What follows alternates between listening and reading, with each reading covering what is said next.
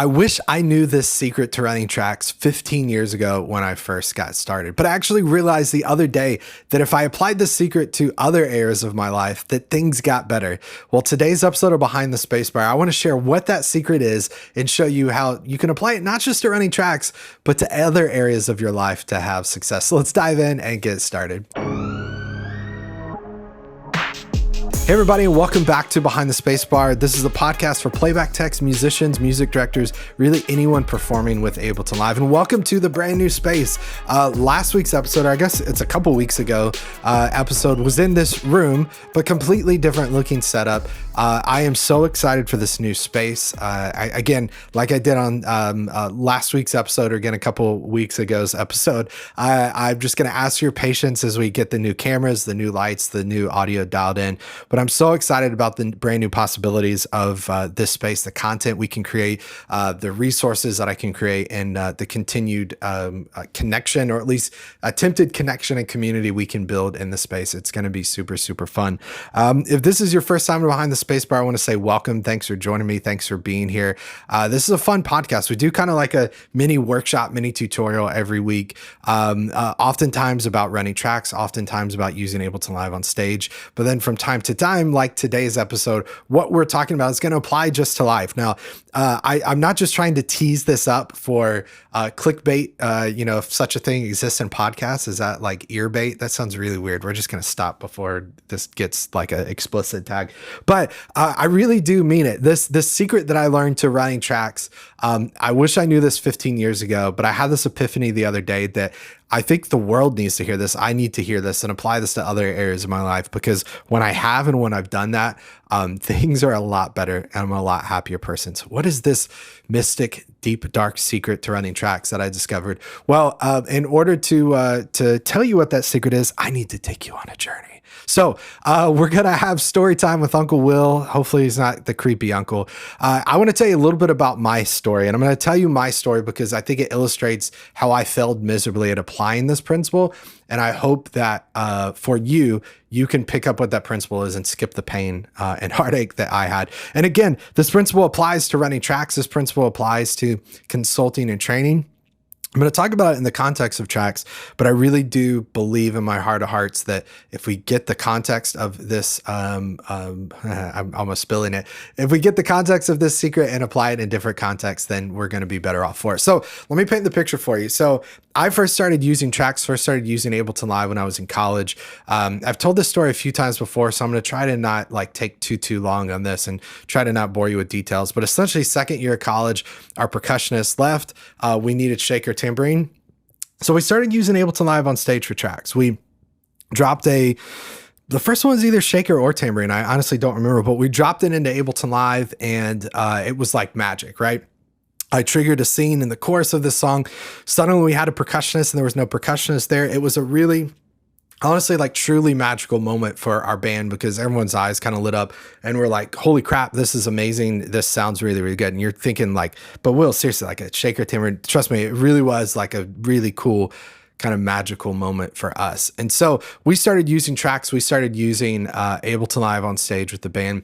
We go about 4 years. I developed a really good process. The nice thing, and I share this story often, the nice thing about that particular setup was we played Mondays, Wednesdays, Fridays, Sundays.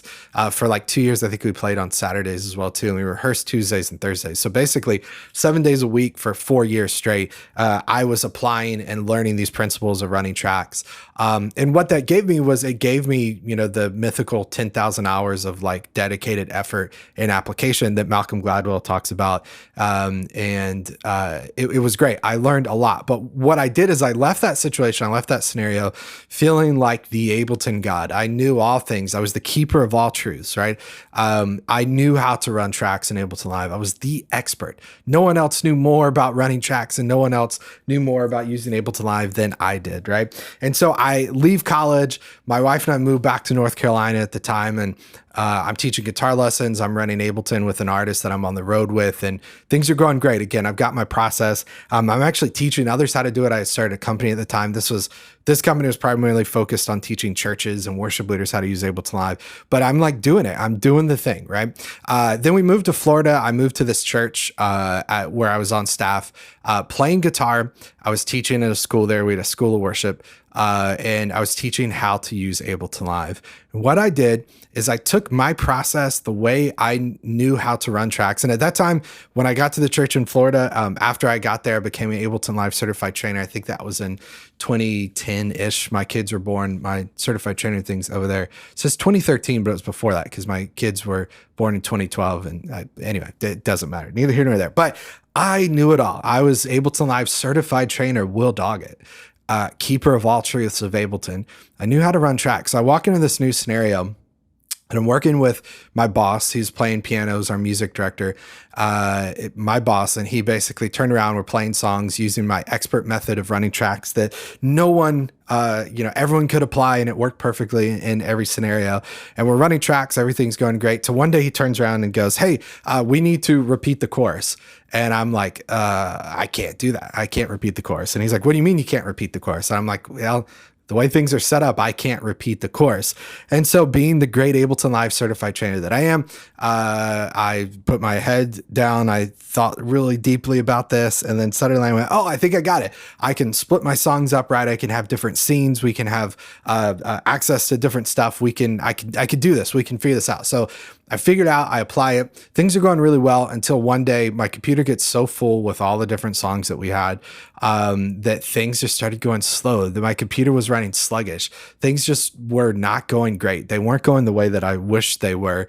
And my boss at the time would turn around and say, well, we need to remove that course. We need to do this, and asked me to make these edits that my computer, frankly, and honestly, just could not handle. It was not fast enough to handle all those edits. And so I was kind of looking at it, and I'm in this scenario where I'm like, but this is the right way to run tracks. Remember, you got to remember, I am a God amongst men. I knew how to do everything in Ableton Live. Surely it wasn't me, right? It was that scenario. He needed to stop asking for such ridiculous demands, such as repeating things and editing things. It was not me. Everything was right. Well, I realized in that moment, this really, really critical truth, right? And this is that truth that, again, I wish I knew 15 years ago when I started this. And the truth is that context matters. In fact, you maybe heard the phrase content is king. I think context is king. And I think this is a super, super important thing to remember, whether you're running tracks, when you're going from working with an artist to working with a band to working with a different types of artists in different scenarios, whatever it is. I think it's super important that we understand this. Or if you're like doing consulting and training, this is something I really have to hold onto strongly when I'm walking into different consulting things and realizing that not every scenario, not every situation is created equally, right? I have run tracks long enough and I've taught people how to run tracks long enough. I definitely consider myself, I'm in the coaching phase of my life to where, just to be frankly honest, I don't care to go hop on a bus and travel the world running tracks. I'd much rather hop in the car or hop in an RV or a plane with my family and travel the world, right? But I have this incredible opportunity and privilege to coach people on how to implement Ableton Live to improve their performances. And it's a really, really great privilege that I have. But I've done this enough that I have principles that generally apply, but I walk into a brand new situation scenario and I tell people all the time, I'm going to bore you to death with questions. And by the end of this, you're going to be tired of hearing me ask questions. But the reason I do that is because I have to fully understand their context. I have to fully understand what they're going through, the scenario they're in, their budget, the things that are important to them. And only when I fully understand their context, only when I fully understand their scenario, that's only then when I can start to implement the things that I believe to be true and believe to work really well for their context, right? Context is king.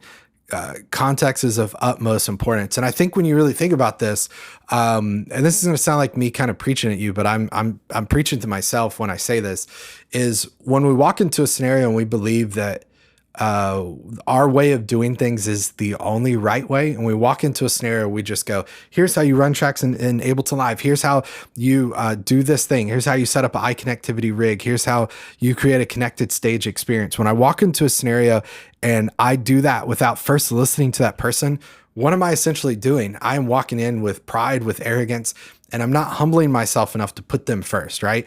I believe someone once said, do unto others as you have them do unto yourself. I don't know. I don't know if that's a thing or not. Maybe it was on Instagram. I saw it. But I think that's super important for us to walk into a situation with enough humility to put that person's needs, that band's needs, that artist's needs ahead of ours, to hear what they're trying to do before we try to suggest what the solution is. Now, this maybe sounds hypocritical for a guy who runs a site teaching people how to run tracks on Ableton Live, in Ableton Live for their scenario. And I say, here's the way to run tracks. But again, that's with years of experience. But even within that context, there's still times where I break that. We had our monthly call for this past month, and someone was on the call and said, listen, I run tracks in arrangement view, but our scenario sometimes just calls for loops and for using shout tracks and just things that loop over and over and over. How can we do that in session view? And I showed him how to implement that in session view, because context is king. Context is of utmost importance. And in that particular context, session view made more sense for them. So I want to wrap up. I want to share another episode of Behind the Spacebar. I believe this was episode 2. I was checking on the podcast app the other day on Apple Podcasts just to look and just to make sure. And I believe it's episode 2, but it's this phrase that we came up with as this like unspoken kind of mantra, this unspoken truth of what From Studio to Stage is about. And From Studio to Stage students that really succeed on the site practice this principle. And that's this principle right here: humbly confident, humbly curious. And what I mean by that is, in the application of this episode, what I mean by that is we walk into any context very humbly confident that the way we're going to teach this, the way we're going to run tracks, I'm very confident in my ability. I've been doing this for over 15 years. I've been teaching people all over the world, all different contexts. What I could teach you with Ableton Live, I'm fairly confident that it's going to be correct. But I have to equally be humbly curious. Is there a better way? Should I consider using this other app? Should I consider, I'm smart enough to know I should never consider using Pro Tools on stage. But outside of that, is there another way I could do this? Is there some other context, some other thing I could do here to apply?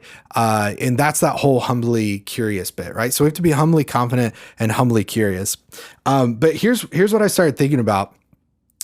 I said this secret to running tracks and applying that to your life.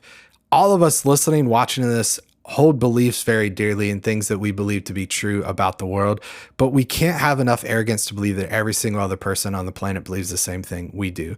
And so context is super important. I see this. Bear with me just for a moment as I kind of take you into like my world. Something I often will get is people commenting on YouTube videos. And I think I'm at this stage of my career, my life, whatever, where I think I'm over like the negative comments. They don't hurt as often or as much as they used to. But I'll see people commenting a lot of times going, oh, this guy's an idiot. He could have just done this, or why wouldn't you do this? Or you're doing this the wrong way, or you're taking too long, or whatever. And what a lot of times those commenters on YouTube are missing is the context. Yes, if I'm doing this in the studio with one track, then this application works and this method works. But if I'm doing this on stage, if I'm doing this with an artist with multiple tracks between different computers trying to sync things, then the context of that is going to change the application of that. And so again, the secret to running tracks, I think we can apply to our lives in bigger ways, because if we, Stephen Covey's 7 Habits of Highly Effective People, seek to understand before you seek to be understood, right? That's kind of the principle here, that understanding context is super important. And so I'm not going to jump in and immediately jump on someone's case about something without understanding their context first before I try to apply that, right? I hope that makes sense. Again, I hope this episode's not coming across too preachy, because I'm preaching to myself, right? I really am. I wish 15 years ago when I started using tracks, I wish I understood this principle. I wish I understood context, the importance of context, because honestly, I would have saved myself a lot of heartache and a lot of stress and issues. That's all I got for you today, man. Thanks so much for listening. Thank you guys for bearing with me, the patience of the new space, getting audio dialed in, video dialed in. Again, I'm super excited about this. I have two asks for you. One, if you're watching on YouTube, do me a favor, go ahead and hit subscribe, hit the bell icon, enable notifications, post a new video every single day, a new episode of Behind the Spacebar every single Monday. Want to make sure you see that. And that's just a way to say thanks. If you appreciate the content, do that to say thanks. If you're listening on Apple Podcasts, do me a favor, leave a rating and review. I'm going to pull this up real quick as we wrap up. I just pulled up the podcast the other day on my phone here with switch cameras. And you could see at the top, it says 32, which 32 is the number of ratings or reviews that people have left. Here's my goal. I would like to get that 32 number up from 32 to 100 by the end of the year. Now that is an audacious goal. That's a BHAG. I don't know that could possibly happen, but the way it will happen is two things. One, I would love if you enjoyed this episode, you felt like, it's not too preachy. It's just preachy enough. Apply it to my life. If you like the content I do me a favor, leave a rating and review. And number two, reach out to someone that you think would also like this podcast. Ask them to do the same thing. And I think if we do that, we can get that number 32 up to 100, which would be great. Regardless, thank you guys so much for watching. Thank you for listening. It means the world to me. I have literally the best job in the entire world.